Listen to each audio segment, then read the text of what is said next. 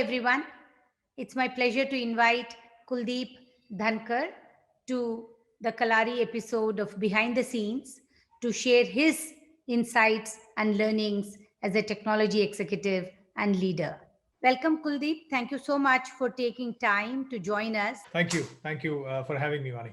I have a question. You know how every ecosystem has its bias and prejudice. So, one in the startup, as you know, is the big company guys can't really cut it or make it in a startup environment. And but you did, coming from sort of big company to being super successful in the startup world. So, what is part of making that transition successful? Why does it work sometimes and not work other times? I worked for Nokia for a few years. Then I transitioned to Microsoft when Microsoft, of course, acquired Nokia India's business. And I saw some colleagues transition into successfully and unsuccessfully into the startup ecosystem. Honestly, I think one of this comes from the fact that my founders were actually they were people who had worked in big companies and they knew what made a startup culture work.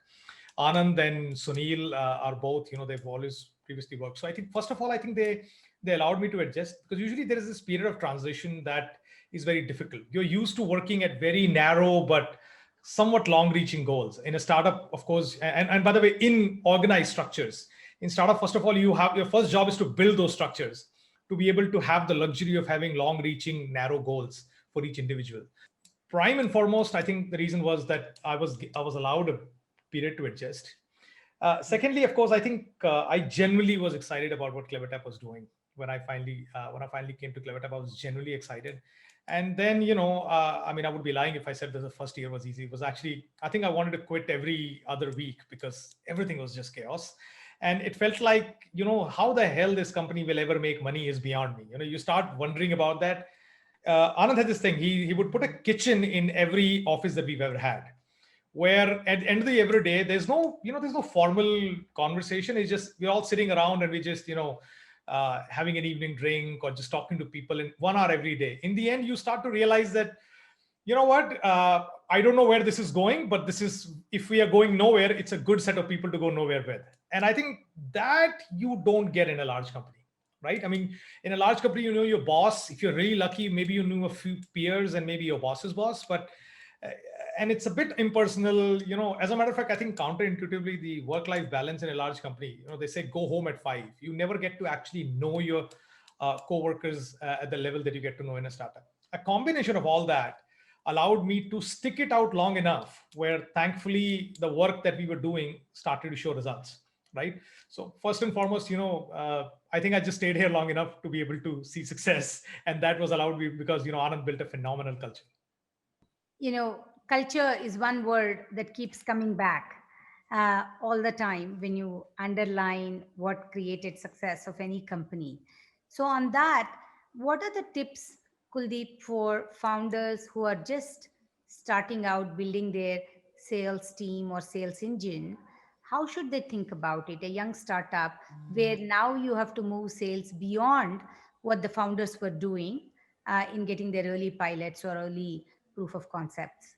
I can talk specifically to SaaS sales because that's what I've learned to do over a long years. I think the first part which I recommend to everyone is that, I mean, I have a lot of peers who ask me that, hey, should I join this company as head of sales? I'm like, do the founders sell? And if the founders don't sell, don't, because typically a new SaaS business really knows what they're about. The problems, the initial product market fit only arrives when people who have the most power to change the direction of the ship that you're sailing in.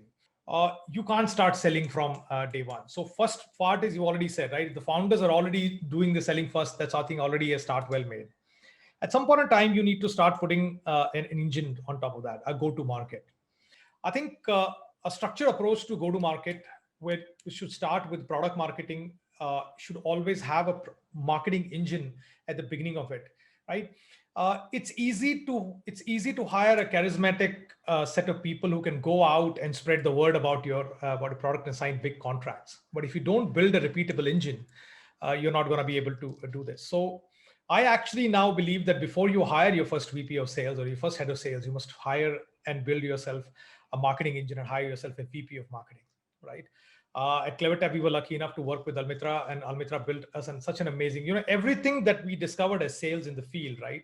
She built into a repeatable engine that just kept on this. And that's very important, right? It's almost like sales goes out, explores new islands, new places to, go conquer, and marketing that understands that why did we win and tries and shapes our messaging in a way that more and more people like those people that we won now automatically consider you as somebody that they should be talking to. So for founders, as I said shortly, right, first start selling, second set up marketing, and third then get yourself a good effective sales team built on the word of mouth that you have already created. For SaaS, if you're not getting inbound leads, right, don't bother hiring a sales team. It just, it's so difficult to scale. The cost of sales is a massive, massive expense. Kuldeep, in the remote first world that we are in right now, do you see the sales organizations, the sales skills radically changing? No, no. I've actually been. I was actually answering this question for a colleague earlier, saying that, hey, isn't all sale inside sales today? And I'm like, no. It depends on how you see it, but again, see, it'll vary based on, vary from company to company. There'll be organizations that obviously sell, $20 per user month kind of licenses. It'll be very difficult for those people to afford field sales in the first place, right? You have to understand at what threshold will you want people talking to people and building a relationship to sell, right? Getting on a call to sell something to someone without, where the person will forget my name and whatnot. It's not going to be an ongoing relationship, is a much cheaper proposition than to me building a relationship, because they know that will be dozens of calls, right? No one's going to trust me on call number one. I got to have continuity. I have to have a strategy on how to get into an account. I have to have a strategy that, the first job of sales, right, is to really understand how the customer buys, right? And when I say sales, let me just be more precise. The first job of field sales is to help the customer buy the product from you, right? I mean, if I'm a Zoom salesperson, if a company doesn't believe in paying credit cards, right, I need to put a different kind of salesperson, right? It's got to be a contract. There's going to be a different way of payments and whatnot. So the first job of field sales, inside sales, is different. So as a matter of fact, there are two different titles I use for them. There are sales reps and there are account executives, right? Inside sales would typically have sales reps. People get on a phone call, they'll explain the value proposition, they'll walk you through a demo or a deck, and by the end of the call, you maybe have one more call, but it's either a win or a lose, right? You put a card on file and you move on. That requires very different kind of skills. That requires great articulation. You never meeting these people. You never have to run into them. You never have to organize these events, all of that. Field sales is very different. Field sales first job is to get trust. A simple way, in words of Mike Crenny, who was at A16Z, was one of their, guy's a great thinker. He said that sales' job is to, why buy anything? Why buy from you, and why buy now? If a salesperson has to answer these three questions, and answering these three questions for organizations takes a lot of conversation, a lot of understanding. You have to do a lot of listening. You have to articulate what you've received, translate for each customer, you have to make a very unique value proposition, that why should this company buy my product and how they will use it and what value they'll get out of it. Those skills are same. All that has changed is the medium, right? Now you're doing it over a Zoom call, mostly because you can't meet those people in person, but you're going to articulate this value proposition and you're going to continue to sell this across a long time. And more importantly, SaaS is different, right? SaaS is not finished at sales. It's not a funnel, it's a cycle, right? I think there was a gentleman who recently tweeted that out, and it really resonated with me, right? That SaaS is no longer a funnel. SaaS sales is not a funnel, it's a cycle. You sell, then you watch if the value that you promised them got delivered in the first year, and the next year you go back and you capture more of that value that you're able to capture, and that becomes your new dollar retention, right? And onward and onward, it's never over. Inside sales can't achieve that, because inside sales has to be an engine. They have to say, okay, for every 20 calls, we'll close 3 sales. And these are low value, low touch models. Putting a account executive for low touch models may not really work. But if you know your TAM correctly, and if you're able to put in place an account executive for large value accounts, right? And large, again, is relative. I would say that today, given the salaries that you have to pay in India, anything below $24,000 a year contract value, you really shouldn't be having account executive. You should be having sales reps, people who have a transactional way of selling. anything about $24,000 a year, right? Where you have a good chance and a net retention rate of at least 120, 130%. There it makes great sense for you to put a sales rep in place, because that person will get compensated a lot, and building a relationship, an ongoing relationship, investing in that will become a net positive function. So, how do you see, Kuldeep, the India opportunity going forward? Whether it's within India, whether it's India going global, how do you see the India opportunity for startups? I think it's massive. I mean, uh, one, if you look at